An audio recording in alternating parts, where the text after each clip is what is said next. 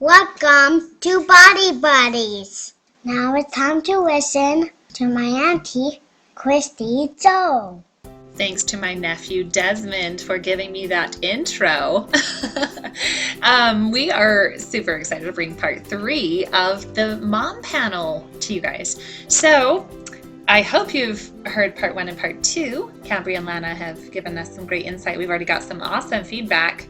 A lot of moms saying, I feel so validated, I feel so heard, I feel so encouraged that it's not just me with some of these concerns and frustrations. So we're really glad we're hitting on some of those points. So before we launch into part 3 and wrap this series up, I did just want to share some really cool feedback that I've received from my one-on-one coaching, and to encourage anybody listening to this who has been considering making that jump and doing that investment in yourself. Listen to what these people had to say about the experience. Christine Casper said, the PFL is an excellent methodology. I love the different mediums with email, text, podcasts, Skype check-ins, and Kristy's responsiveness and more. I am a type 1 diabetic and sought out the program to lower my A1C. I am feeling better than I have in years and have finally figured out how to stabilize my blood sugars. I highly recommend Body Buds, Kristy, and her positive energy is so contagious and motivating. I always feel like a better person when I interact with her. Well done and well-balanced program.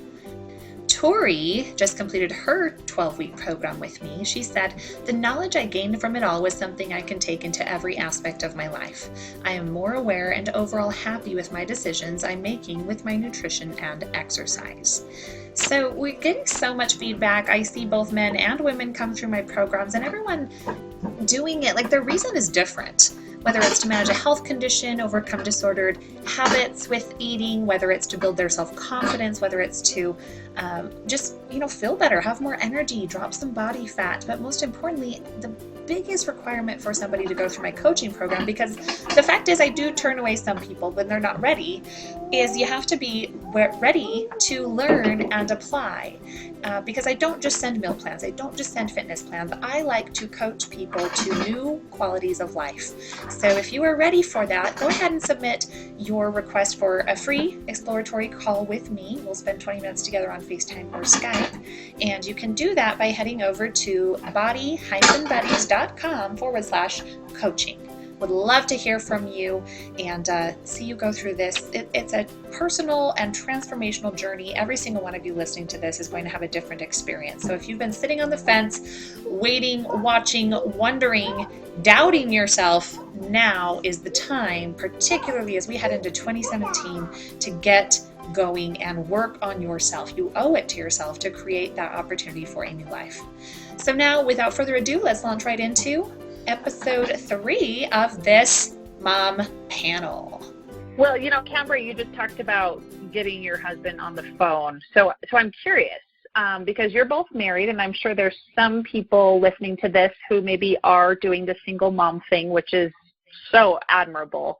So I'm curious, though, for those who are in a situation where they do have a spouse, do you ever have disagreements when it comes to parenting styles, and how do you best communicate about that? How do you find the middle ground? I'm really curious about this. Lana, go ahead and take this first. I remember one time when my oldest was younger and we only had her, and my husband saying to me something about how I've noticed you yelling at her more, and I'm not sure if that's such a good thing. And it kind of took me off guard, and I was kind of hurt for a second, and I kind of not fired back, but just kind of was like, well, if you only knew how much I want to say and don't. I felt like I was doing such a good job controlling what I said and how I said it, and to have that criticism, it kind of made me feel bad. But we kind of laugh about it now. But yeah, there's been disagreements, not a ton, but it's usually we talk about it when we're not around the children, and then we just kind of try and make adjustments. But I honestly can't think of any huge disagreements about parenting yet. I'm sure when our kids are grown and teenagers, there'll be many, many more. Right now it's kind of easier. Not as much drama yet, but I'm sure the more children we have and the older they get, there will be a lot more. All right, Cambria, let's hear about you. So, I mean, I agree. We haven't had many huge disagreements about parenting children. I think because we have a lot of similar goals. We both know that our kids need structure and that they need to have rules and consequences, and we let our 4-year-old lots of times pick her consequences. Hey, you made the wrong choice. What is your consequence going to be? And so we have similar goals. There are times where we disagree with how firm we are. I think that's a little too rough, and that we normally talk about it right at that moment, but we will talk about it later. And it's important that we do say, you know, this is why I think it wasn't the best choice, the way we handled this situation. Like, he'll tell me, you know, I thought you may have done something a little differently. And it's just important that we communicate about it. And I think if we establish these skills now, when it does become more crucial, when those kids are teenagers, hopefully, I'm really hoping, we'll be able to communicate a little better then and not have tension. I know that a lot of the arguments in my home growing up was over parenting kids and the good guy, bad guy thing going on. And so my husband and I really hope to not, we're already talking about it, we're really hoping to not have to cross that bridge and not have to deal with that. We can always talk and communicate. I love that. I'm a huge fan of communication and being open and honest, and I see that a lot in some people that they don't really have that open communication style with their spouse. And so I didn't prep you guys for this question, but I'm curious. It sounds like you both have good relationships with your spouses, but let's consider anybody who perhaps may be struggling in that relationship, and it feels like a swing and a miss every time and feels like you're not being heard and maybe not respected as much. What advice or tips, if you were just talking to your girlfriend, what would you tell them or advise them to maybe consider or try in that regard? Lana, do you have any thoughts on that? I actually have, you know, people that I know that are going through relationship problems as well, as I'm sure everyone does. But I always say communication's like such a big thing. Craig, my husband, and I communicate so well, and maybe that's why we don't have so many disagreements, because we are really good at resolving conflicts and just talking it over, and we also have similar goals like Cambria mentioned as well. But communication, and then I think just standing up for yourself, like having that confidence to know what you need as a human being and as a person in the relationship, and not necessarily demanding it, but just making it clear that this is what you need. And I don't know if that makes any sense. It does. But yeah, just being your own individual and not letting someone else define how you feel about yourself, or define your confidence level, or what you feel like you can achieve. Finding your own happiness. You know, maybe you aren't the happiest in your relationship, but finding things that you can be happy doing, and you know, not. I'm a huge advocate of the Al-Anon program. I don't know if you guys have heard about that, but my mom swears by that. It's for family members of alcoholics. My dad was an alcoholic way before I was born, but she started on that program, and it is such a good book. It's about self-improvement.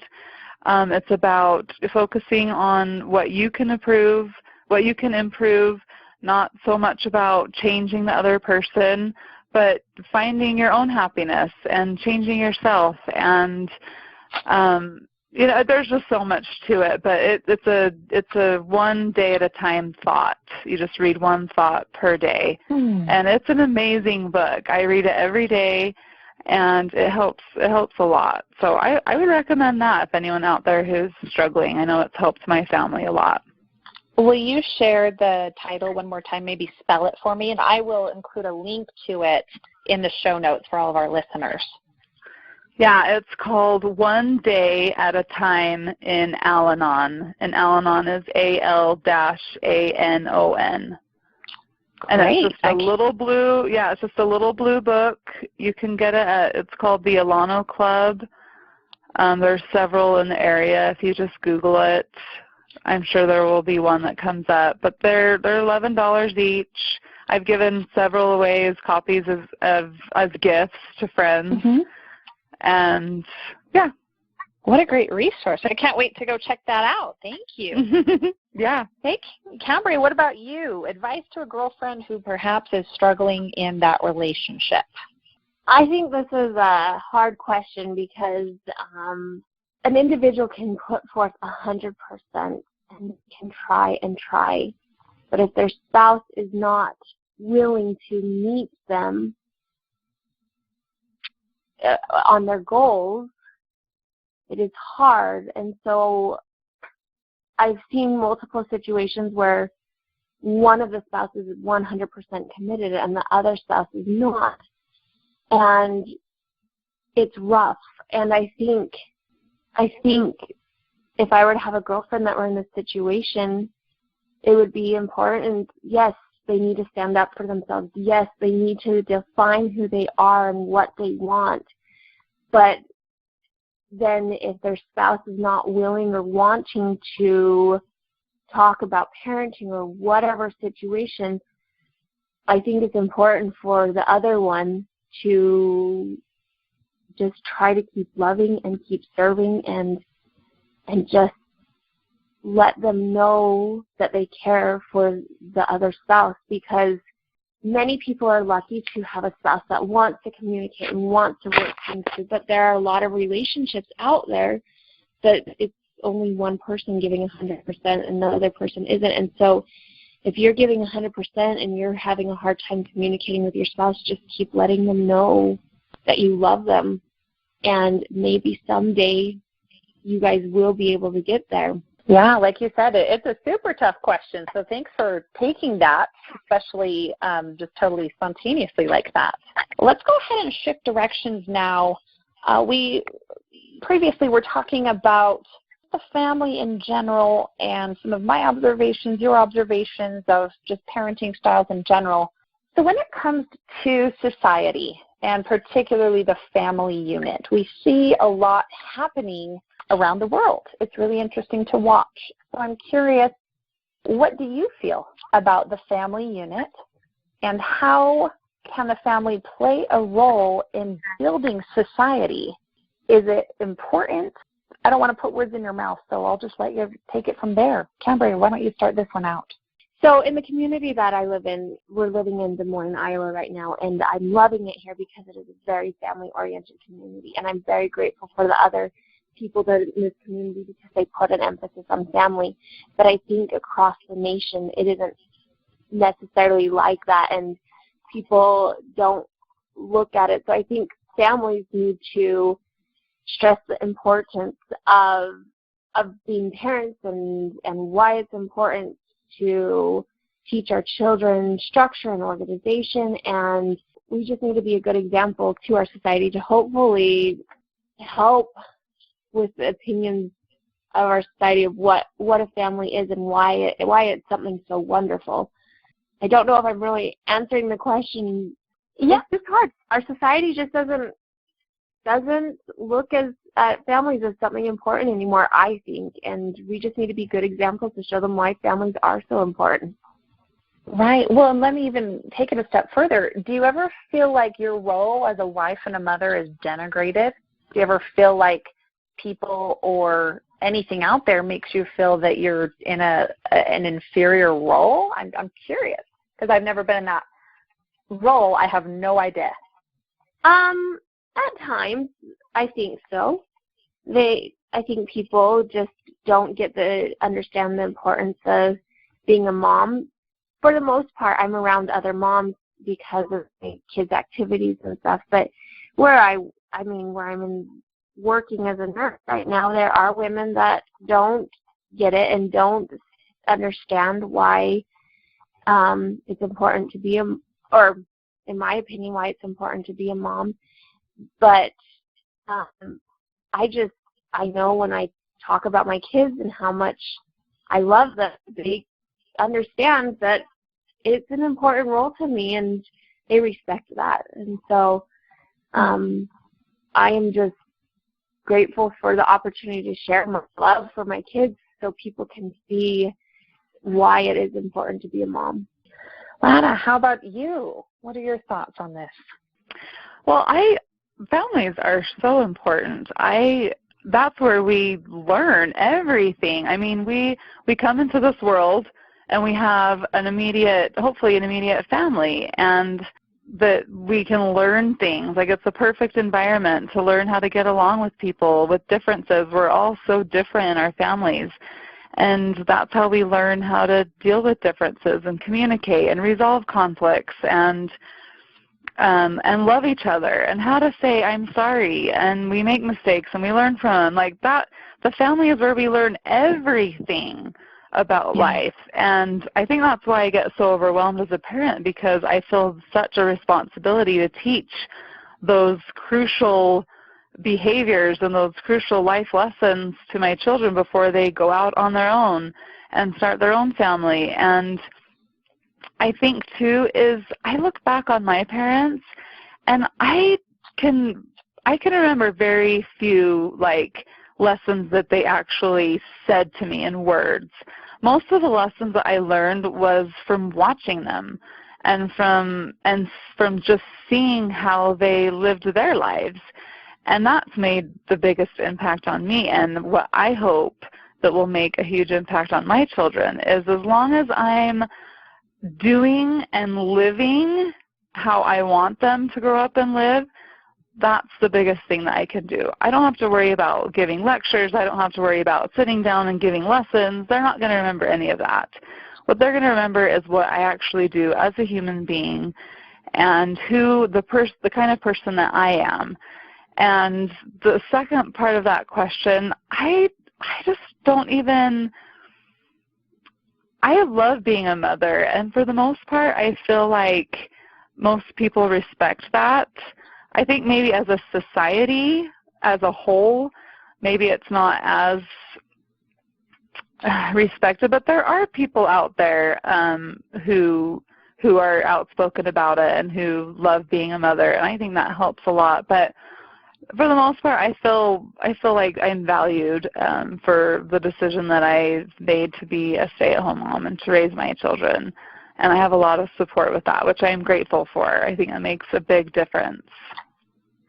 Well, and I think it's amazing, and I wish we could just sit here and applaud every single mother out there, because the impact of a mom is huge. I mean, it's in every movie, it's in songs, it's in everything. Mm-hmm. You know of it, the influence and power. And so perhaps that's something to always remember for all of our moms out there, is your value, and not in a way of pressure on yourself, but realizing the value you have. Many women have told me, they're like, Kristy, I'm not worth anything. I'm just a mom. I said, what? You're just a mom? Do you not realize you're in such a critical role that will impact the entire life of your children? That's powerful. So thank you both for sharing your perspectives on that. Yeah, go ahead. With you saying the just the mom part, this last year I was a stay-at-home mom for a full year, and I didn't want to let my nursing license lapse, and so that's why I've gone back to work. And I'm not, anyway, the point is that year, oh my goodness, it is exhausting to be a full-time stay-at-home mom. It is just tons of work, and I love it, and it's wonderful. But if anyone ever says to you, I'm just a mom, oh, you just let them know, as you probably have, that sometimes being a full-time stay-at-home mom, or most of the time, is much harder than working full-time, in my opinion, and being a mom, because there's certain things that are taken care of, and I love it, but it is so exhausting. I remember I watched 3 of my nieces about a month ago from like, I think it was 6 p.m. to 11 p.m. Okay, 5 hours, Kristy. Woo, woo, yeah. And their ages 6, 3, and a newborn, 4 or 5 months old. And oh my gosh, by the end of that night, I was like, I even posted on Facebook. I was like, props I remember to that. me. I was like, I fed them, I bathed them, I played with them, and they're all in bed and they're still alive. Like, wow, I feel great success. I was floored at how much work it was and the exhaustion. I was like, that was only 5 hours. It definitely gave me a huge a perspective and appreciation. So again, that just applaud each of you mothers out there doing a great job. Let me ask you this. What is the most important principle you hope your children learn from you? So I just want you to pick the top one. You only get to pick one. And how do you go about teaching and showing this every single day? Lana, why don't you go first? I think the biggest thing that I want them to know is to see that I make mistakes too, because I make mistakes every single day. There's not a day that goes by that I don't make mistakes. And I want them to see that, and I want them to see the importance of saying I'm sorry when we make a mistake and forgiving someone else, and just that simple apology, just being able to say I'm sorry when you make a mistake, and just having that time to give each other a hug and a kiss and say I love you and I'm trying the best that I can, and I make mistakes just like you, like I mentioned earlier. I think it's a powerful thing. It's something my dad did growing up, and he was never afraid to admit that he was wrong and that he made a mistake and that he was sorry and that he loved me. Like, he always did that, even if he yelled at me or lectured me and you know, I felt really bad and sad about it. He would always come into my room and give me that one-on-one time. And, I mean, he's since passed away, so it kind of makes me a little bit emotional thinking about him. But that's something that I really hope to pass on to my children, because I feel like it's so important. Beautiful. Cambria, what about you? There's so much that I want to be able to pass on, but I think one of the things that is most important that I would like my kids to be able to carry on is just that I love life. And yes, there are trials and challenges and hard times, but I love life no matter what. And I hope that they can see that, even though I am times frustrated and my daughter points out that I'm frustrated and things may be hard. Most of the time, I am able to share with them that life is so wonderful, and I hope to be able to pass that on so they can be optimistic people when it comes their time to stand on their own, and that they will be able to enjoy life as much as I do. Well, there's no doubt in my mind from just our conversation today that both of you are doing an amazing job, and I'm sure those lessons are for sure being passed on. So take great confidence in the fact you're doing wonderfully. Thanks. Let's go ahead, and I'm going to ask you the final question. Who has been the greatest influence in your mommy life, and what is it that you learned from them? My mom. There's many people that have influenced my life, but my mom has taught me so much. As I'm now a parent and I go throughout my day, I have many memories of things my mom taught me, and of course we all have things that we don't necessarily agree with what our parents taught us, so she's influenced me to be the mom I am, to love my children in many different ways, and to just try out different ways of being a parent. And then there's a whole list of people, my mom, my dad, my mother-in-law, my grandparents that have influenced me, but the number one most important person that has impacted my life is definitely my mom. If you could tell her one thing that was the specific thing that you learned from her, what would that be? That structure, organization, and planning make life so much more enjoyable, and that has impacted me a lot. That when I have a plan and everything, I enjoy my kids more, I enjoy my day more, and it means a lot to me that she taught me that. Instead of being rushed everywhere we go or being just hurried or disorganized, she's impacted me that you plan to be early and you plan to be organized, and then you can enjoy things better. My house isn't necessarily as clean as far as I remember. It's not as clean as our house was when I was growing up, but still she's got organizational skills that makes my house a happier place and a more important place. So the structure and the organization, the foundation she gave me for that has made my life a lot more enjoyable, and that means a lot. Thank you. All right, Lana, your turn. Who else? Your mom, right? I mean, she's like moms are always the one well, usually, I guess I should say, not always, but it just came back to my mom. And she, as I mentioned Alan before, it's so fun reading that book because I read so many things that I heard growing up.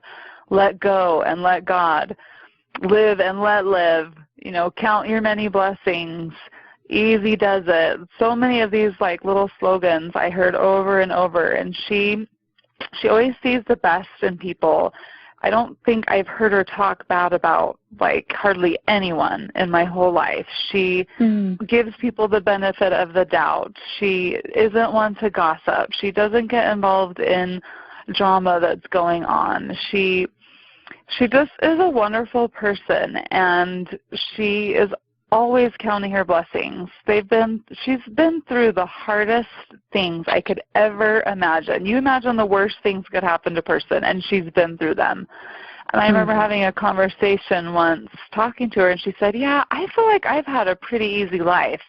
And I my jaw dropped to the floor, and I honestly looked at her, and I was like, I cannot believe you just said that, Mom. She's like, why? And I'm like, and I started listing all the things that she's gone through.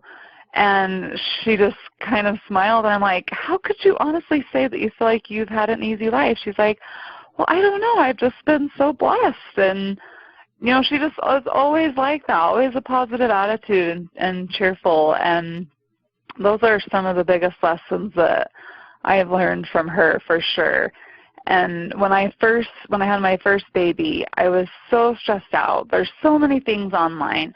You read so many different things, and you feel like, oh, I'm not doing it right, or I should be doing this or that, or this person says that. There's so many different opinions, and it gets so overwhelming. And I remember having a conversation with her one night, and she just said, Lana, just forget about all the things that you're reading, all the things that you're hearing. You are Nellie's mother. You love her more than anyone else on this earth, and you have the Holy Ghost, and you will know what she needs.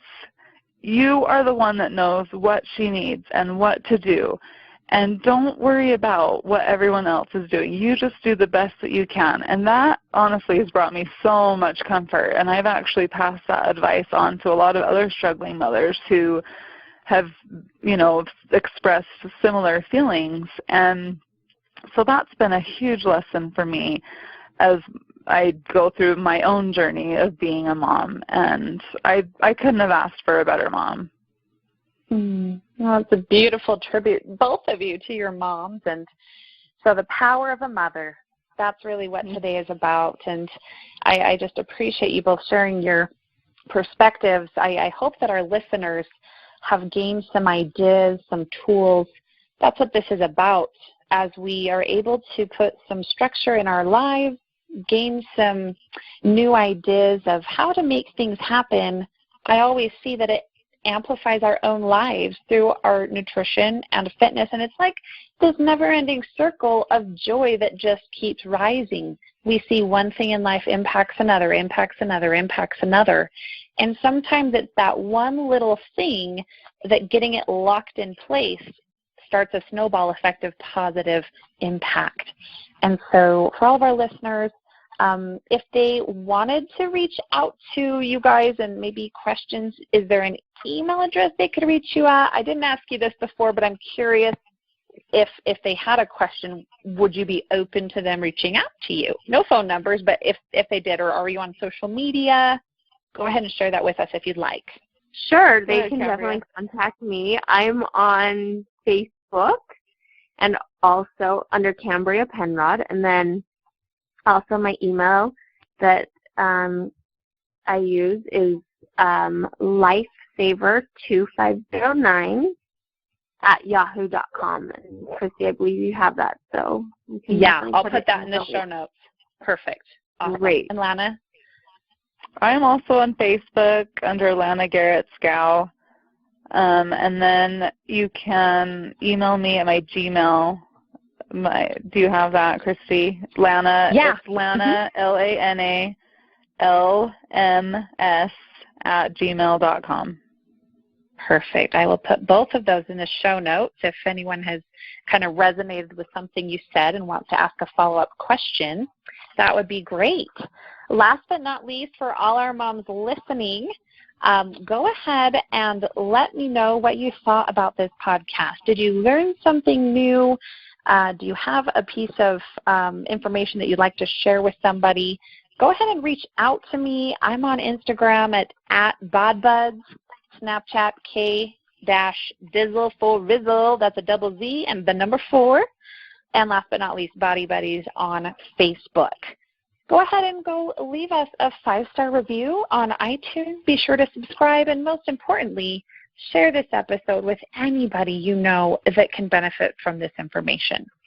We have brought you this to help you realize your value, see the good in yourself, and continue to learn and grow. So Cambria, Lana, thank you again. And to all our listeners, power your body. One meal, one workout, one day at a time.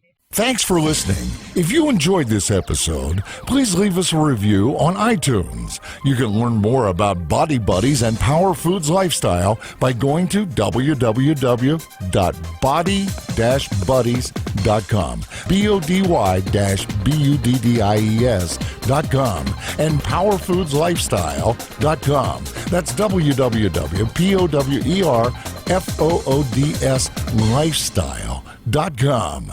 Information in this episode is provided for informational purposes and is not meant to substitute the advice provided by your own physician or other medical professional. Information and statements regarding dietary supplements have not been evaluated by the Food and Drug Administration and are not intended to diagnose, treat, cure, or prevent any disease.